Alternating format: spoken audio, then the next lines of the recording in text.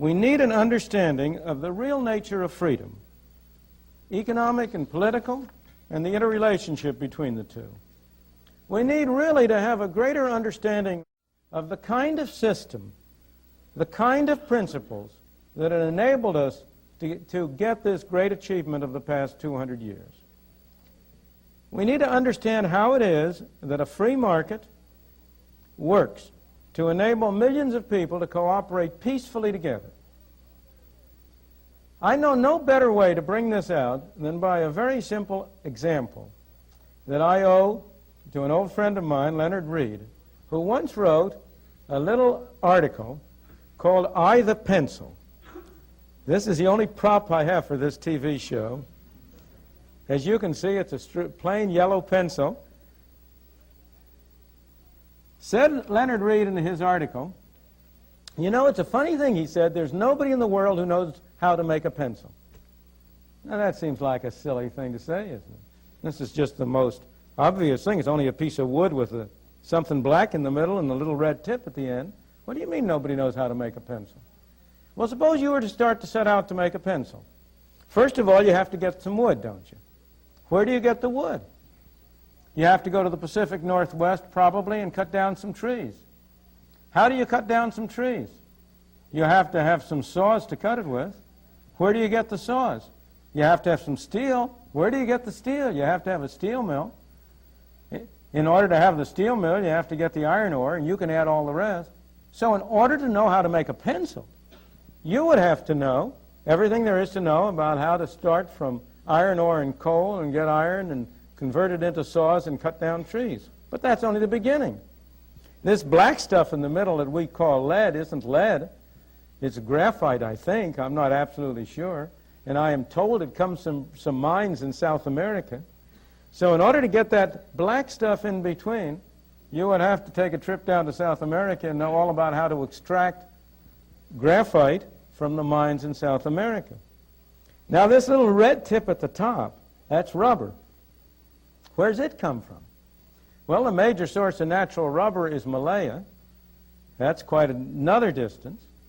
And I don't know how many of you know that the rubber tree was not native to Malaysia.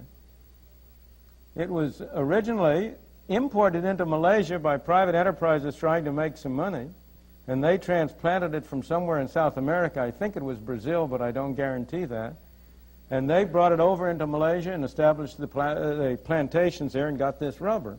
So somehow or other, in order to make a pencil, you'd have to know about the rubber.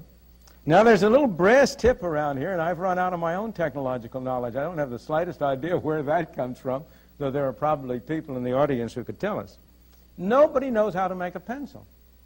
But the miracle of this pencil isn't that nobody knows how to make it. The miracle of the pencil is, how did it get made? Who told that fellow over in Malaya to tap his tree and send a little bit of rubber over here to put at the end of this pencil so I could have a pencil in my hand?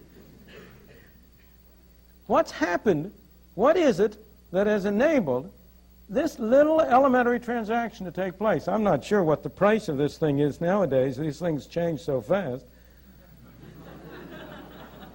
When I first started hearing about this story, it was a nickel pencil, but that won't do anymore. It's probably 2 for a quarter or 15 cents apiece. But what happens when I go down the store and I put down a quarter and get 2 of these pencils? I am trading with thousands of people all over the world, people in Washington State who are cutting down trees, people in South America, people over in Malaya. I'm making a deal with them. I'm saying to them indirectly, I'll give you 2 minutes of talk for 2 of these pencils.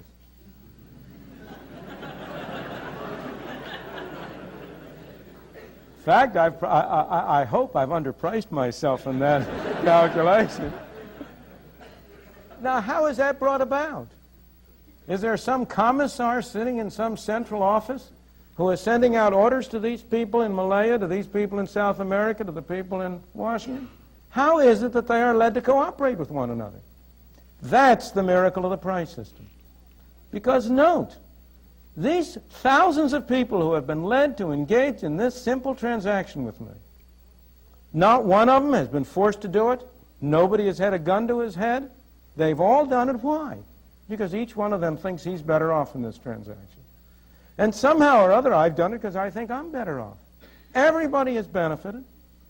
There's been no central direction. These people who have cooperated with one another don't speak the same language.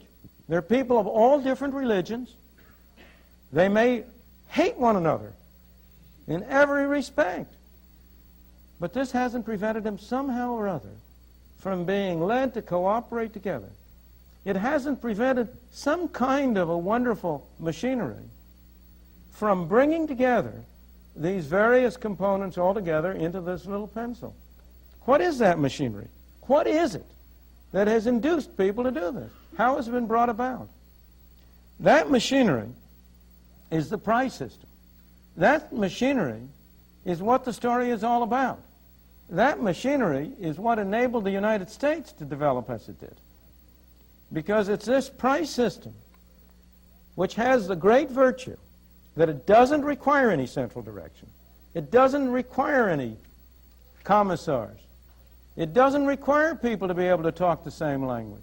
It doesn't require people to be of the same religion. In fact, the beauty of the price system is that when you buy this pencil, you have no idea the religion of the people who went into it, whose work went into it.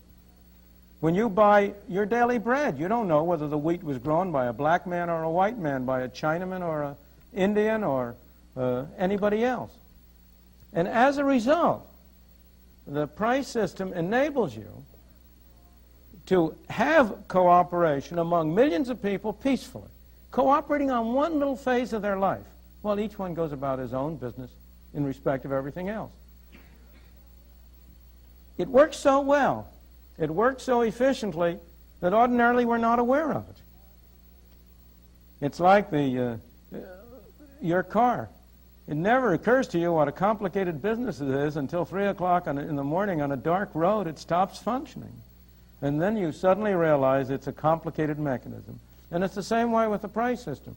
So long as it is working, so long as it's operating, so long as it's bringing people together, it doesn't even occur to you that it's this kind of a complicated mechanism. How is it that it achieves this bringing of people together? Fundamentally, at bottom, the essential idea of the price mechanism is that both parties to a transaction can benefit, provided it is voluntary and not coerced. There's this terrible tendency, and most economic fallacies derive from that tendency, to think of everything as what the game theorists have come to call a zero-sum game, to think there's a fixed pie. And if I get more, you must get less. If somebody was able to make a fortune for himself, he must have done it by grinding under his heel the poor people, because the pie is fixed and he takes a bigger part.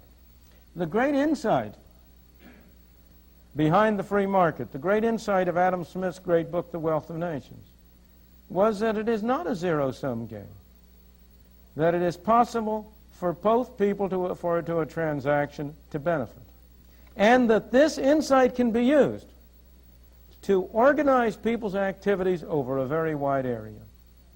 It's very easy to see that principle operating if you think of two people under any circumstances making a voluntary deal. I'll trade my penknife for your roller skate. Clearly, that isn't a deal unless both people are better off. It's much harder to see how that same principle is involved in the far-flung transactions that went into making this pencil. And yet the same principles are there. The price system operates in this way because it doesn't require orders. It operates in this way because it can transmit information in a very efficient way without any person having to send an order.